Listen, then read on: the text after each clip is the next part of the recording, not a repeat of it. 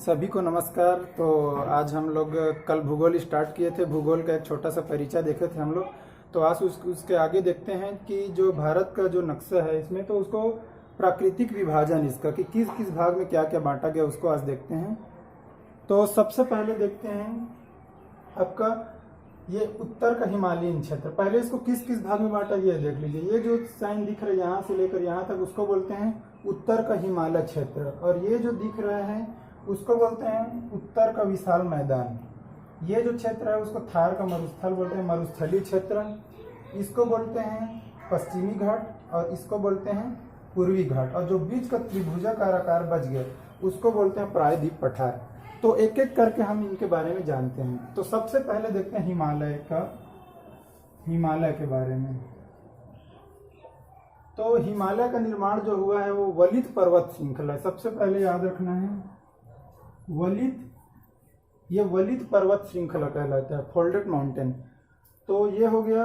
और दूसरा याद रखना है आपका यह प्लेट विवर्तनिकी सिद्धांत से बना है। प्लेट विवर्तनिकी, इसका जो निर्माण हुआ है वो प्लेट विवर्तनिकी या इंग्लिश में बोलते हैं प्लेट टेक्टोनिक सिद्धांत। तो वलित पर्वत श्रृंखला है, प्लेट विवर्तनिकी सिद्धांत से बना है। और इसके बारे में आगे हम देखते हैं कि ये जो पूर्व में टेथिस सागर था, ये जो हिमालय था वो पूर्व में टेथिस सागर था। जब प्लेट आपस में टकराए तो ये माउंटेन का रूप ले लिए। ये जो हिमालय है वो विश्व का सबसे ऊंची चोटी है। ये माउंट एवरेस्ट इसी में है, हिमालय में। तो विश्व की सबसे ऊंची चोटी माउंट एवरेस्ट हिमालय में। तो हम देखते हैं हिमालय कहाँ से कहाँ तक फैला हुआ है। ये जम्मू कश्मीर से लेकर पूरा जो अरुणाचल प्रदेश, जो 7 राज्य हम देखते हैं, ये पूरा पहाड़ी क्षेत्र है। तो इसका 3 पार्ट है, उसको देखते हैं। सबसे जो बाहरी पार्ट है जो तिब्बत के तरफ, उसको बोलते हैं आंतरिक हिमालय, आंतरिक या महान हिमालय बोलते हैं। इसमें पूरा आपका जो चोटी है, बड़ी बड़ी ऊंची चोटी है, वो आता है। सेकंड में आता है महान या निम्न हिमालय, महान या निम्न हिमालय। आंतरिक, सबसे पहला आंतरिक हिमालय, दूसरा महान या निम्न हिमालय, तीसरा है शिवालिक हिमालय। शिवालिक जो सबसे दक्षिण में है, कि भारत से सबसे नजदीक तरफ बोलेंगे तो शिवालिक हिमालय है। तो इसमें देखते हैं शिवालिक हिमालय में जो दून आता है, दून जैसे देहरादून, इसका एग्जांपल में देखते हैं। तो देहरादून, कोटली दून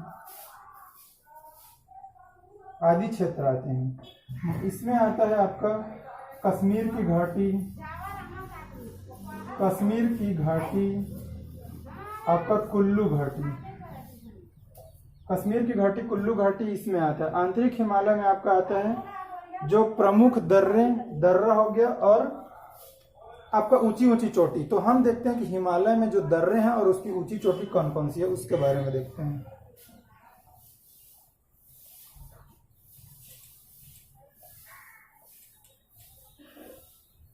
सबसे पहले देखते हैं कि माउंट एवरेस्ट, जो हिमालय की ऊंची ऊंची चोटियां कौन कौन सी। सबसे पहले माउंट एवरेस्ट, इसकी ऊंचाई 8,848 मीटर है। उसके बाद गार्डविन आस्टीन, इसकी 8,611 मीटर ऊंचाई है। थर्ड में है कंचनजंगा, जिसकी ऊंचाई है आपका 8,598 मीटर। उसके बाद चौथा है धौलागिरी, पांचवा है नंदा देवी, पांचवा है नंगा पर्वत और छठवा है नंदा देवी। तो ये क्रम को याद रखना है। सबसे ऊंची चोटी माउंट एवरेस्ट है, फिर गार्डविन आस्टीन, इसको K2 के नाम से भी जाना जाता है, जो अभी पाक अधिकृत कश्मीर में है। तो सबसे ऊंची चोटी विश्व की माउंट एवरेस्ट, पाक अधिकृत कश्मीर के साथ भारत की ऊंची चोटी गार्डविन आस्टीन, लेकिन सिर्फ भारत की ऊंची चोटी बोलेंगे तो कंचनजंगा सिक्किम में है। उसके बाद धौलागिरी, नंगा पर्वत, नंदा देवी, ये है आपका हिमालय पर्वत की ऊंची चोटियां। उसके बाद देखते हैं दर्रा या फिर इसको पास बोलते हैं। तो दर्रा या पास होता क्या है, जैसे हिमालय जो है ऊंची ऊंची चोटियों से बना है, पहाड़ ही पहाड़ है, लेकिन उसका कुछ क्षेत्र है जो आने जाने के लिए बना गया है, जैसे चीन हो गया और आपका पाकिस्तान, इधर जाने के लिए हमको दर्रों से जो दो पहाड़ के बीच में जो आने जाने का रास्ता बनता है उसको दर्रा बोलते हैं। तो देखते हैं कौन से राज्य में कौन सा दर्रा है। जैसे जोजिला, जोजिला और पीर पंजाल आपका JNK में है। जोजिला और पीर पंजाल जम्मू कश्मीर में है। सीप किला आपका हिमाचल प्रदेश में है। लेपू लेक आपका उत्तराखंड में है।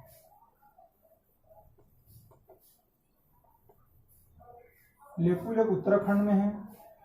आगे देखते हैं सिक्किम, सिक्किम में है आपका नाथुला, नाथुला और जेलेपला, जेलेपला आपका सिक्किम में है। और बोमडीला, बोमडीला है आपका अरुणाचल प्रदेश में, अरुणाचल प्रदेश में।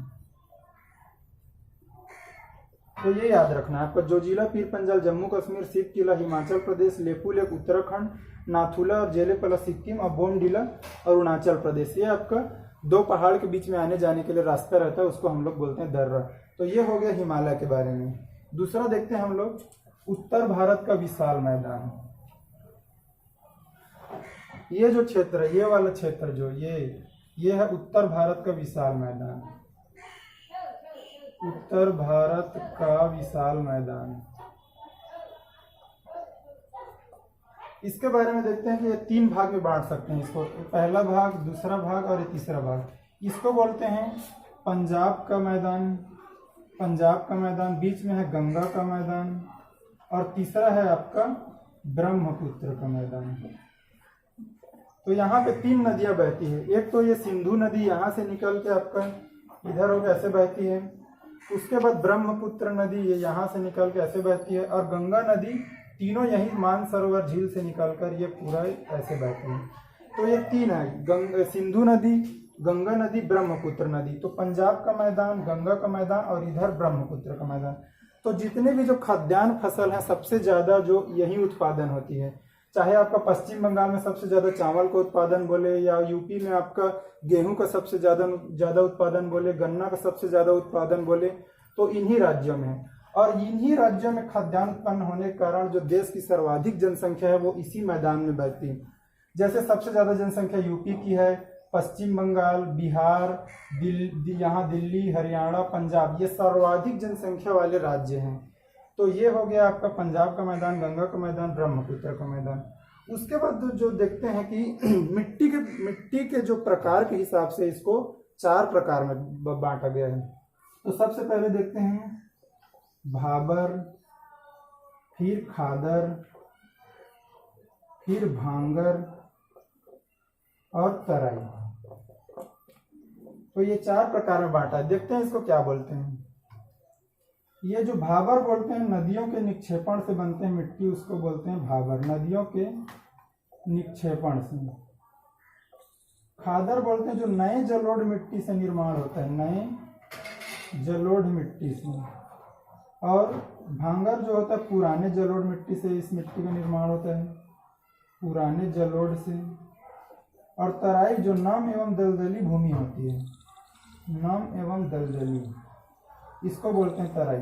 तो जो उत्तर का विशाल मैदान है उसको हम बांट सकते हैं 4 भाग में। भाबर जो नदियों के निक्षेपण से मिट्टी का निर्माण होता है, खादर जो नई जलोढ़ मिट्टी है उसको बोलते हैं खादर, और पुरानी जलोढ़ मिट्टी को भांगर। तराई क्षेत्र जो नम एवं दलदली क्षेत्र होते हैं। तो ये आपका हो गया उत्तर भारत का विशाल मैदान। तीसरे नंबर में आपका देखते हैं हम लोग आपका ये जो मरुस्थली क्षेत्र है, जो राज्य, ये जो अरावली पर्वत है, ये ऐसे अरावली पर्वत बना हुआ है। तो अरावली पर्वत के जो पश्चिम में है वो पूरा रेगिस्तान है, यहाँ थार का मरुस्थल है। तो इसके बारे में देखते हैं मरुस्थल। तो मरुस्थली क्षेत्र होने के कारण ये है पूरा रेत से और रेत से ढका होता है। एक इसमें याद रखना है बरखान, बरखान, बरखान जो अर्धचंद्राकार बालू को टीला होते हैं, अर्धचंद्राकार बालू का टीला। जब हवाएं चलती है तो रेत इकट्ठा होकर के अर्धचंद्राकार बालू का टीला बनाती है, जिसे बरखान कहते हैं। और एक नदी याद रखना है, लूनी नदी। लूनी नदी जो रेत के अंदर अंदर ही बहकर, यहाँ से बहकर ये जो कच्छ का रण है गुजरात में, यहाँ पे आपका गिरती है लूनी नदी। यहाँ पर वही कटेले, झाड़ियाँ, कैक्टस, नागफनी आदि पौधे पाए जाते हैं, जिससे जल की आवश्यकता कम हो। यहाँ पर कोई खासकर जो खाद्यान्न उत्पादन कम होता है, मोटे अनाज उगाए जाते हैं। आगे देखते हैं आपका, ये है पश्चिमी घाट। ये गुजरात से स्टार्ट होकर पश्चिमी घाट है, इसका पूर्वी घाट। इसका तट का नाम देख लेते हैं। ये गुजरात के तट को हम लोग कोंकण तट कहते हैं, कोंकण तट कहते हैं। गुजरात से लेके ये जो कर्नाटक वाला क्षेत्र है उसको कन्नड़ तट कहते हैं। और ये जो केरल वाला तट है उसको हम लोग बोलते हैं मालाबार, मालाबार। और ये जो तमिलनाडु का क्षेत्र है उसको बोलते हैं कोरोमंडल तट, कोरोमंडल। और इसके जो ऊपर है उसको हम लोग बोलते हैं उत्तरी सरकार, उत्तरी सरकार तट। यहीं पर उड़ीसा में एक चिल्का झील पाया जाता है, जो भारत की सबसे बड़ी खारे पानी की झील है, चिल्का झील। तो ये हो गया कोंकण तट, कन्नड़ तट, मालाबार, कोरोमंडल और उत्तरी सरकार तट, जिसमें पश्चिम बंगाल में दीघा तट आता है उत्तरी सरकार में। तो ये तट के बारे में देखते हैं। तो इसकी सबसे जो पूर्वी तट की सबसे ऊंची चोटी है वो है महेंद्रगिरी। पूर्वी तट की सबसे ऊंची चोटी महेंद्रगिरी है। और पश्चिमी तट की सबसे ऊंची चोटी, पश्चिमी तट की सबसे चोटी आपका अनाईमुड़ी है, अनाईमुड़ी। जो दक्षिण भारत की सबसे ऊंची चोटी है, इसकी जो ऊंचाई है वो 2695 मीटर है, अनाईमुड़ी। अनाईमुड़ी में ही एक ऊटी, ऊटी नाम सुने होंगे आप लोग। ऊटी एक हिल स्टेशन है, ऊटी या ऊटक मंडू के नाम से जाना जाता है। ये हिल स्टेशन पाया जाता है, यही अनाईमुड़ी अगस्त मलाई जो अभ्यारण्य है उसमें। तो ये दक्षिण भारत की सबसे ऊंची चोटी 2695 मीटर है। ये पूर्वी घाट की ऊंची चोटी महेंद्रगिरी और पश्चिमी घाट की अनाईमुड़ी है। ये जो दोनों जो का मिलन स्थल है, ये वाला भाग वो कहलाता है नीलगिरी, नीलगिरी। नीलगिरी की सबसे ऊंची चोटी का नाम है डोडा बेटा, डोडा बेटा, जो दक्षिण भारत में अनाईमुड़ी के बाद दूसरी सबसे ऊंची चोटी है। तो ये हो गया आपका पूर्वी घाट और पश्चिमी घाट के बारे में। अंत में देखते हैं हम कि जो आपका बीच जो बच गया आपका प्रायद्वीपीय पठार, प्रायद्वीपीय पठार। तो ये जो प्रायद्वीपीय पठार है, यहाँ आपका छत्तीसगढ़ ऐसे बना हुआ है। यहाँ से जो अमरकंटक है, यहाँ नर्मदा नदी निकलती है और ये अरब सागर में जाके गिरती है। तो ये अरब सागर के उत्तर में जो बुंदेलखंड, बघेलखंड, मालवा और ये जो झारखंड का क्षेत्र है वो कहलाता है छोटा नागपुर का पठार, छोटा नागपुर का पठार। तो ये जो है यहाँ पर आपका मालवा आएगा, यहाँ पे बुंदेलखंड मध्य प्रदेश में आएगा, फिर बघेलखंड छत्तीसगढ़। यदि हम छत्तीसगढ़ को भूगोल पढ़ते हैं तो छत्तीसगढ़ के उत्तर को बघेलखंड का पठार कहते हैं। उसके बाद यदि नर्मदा नदी के दक्षिण में देखें तो यहीं पर आपका सतपुड़ा पर्वत, और सतपुड़ा पर्वत का ही भाग है आपका जो छत्तीसगढ़ में पाया जाता है, मैकल पर्वत श्रेणी, मैकल पर्वत श्रृंखला, मैकल पर्वत। तथा कोरिया में पाया जाता है आपका कैमूर पर्वत, जहाँ से हसदेव नदी का उद्गम होता है। तो ये जो क्षेत्र है आपका सतपुड़ा, बुंदेलखंड, बघेलखंड, छोटा नागपुर का पठार, मैकल पर्वत, कैमूर की श्रेणी और नर्मदा नदी के जो उत्तर और दक्षिण का भाग है जो त्रिभुजाकार में है, आप देखेंगे तो ये त्रिभुजाकार क्षेत्र है, इसको बोलते हैं हम लोग आपका प्रायद्वीपीय पठार। तो ये हम देखें कि आपका किस किस 6 भागों में बांटा गया है। सबसे पहले जो हिमालय का क्षेत्र, उत्तर का मैदान, रेगिस्तान क्षेत्र, पश्चिमी घाट, पूर्वी घाट और प्रायद्वीपीय पठार, इसके बारे में आप और देखेंगे और करेंगे, कोशिश करेंगे कि ये आपको याद हो और नक्शा के माध्यम से समझने का कोशिश करेंगे। तो अभी के लिए इतना ही, धन्यवाद।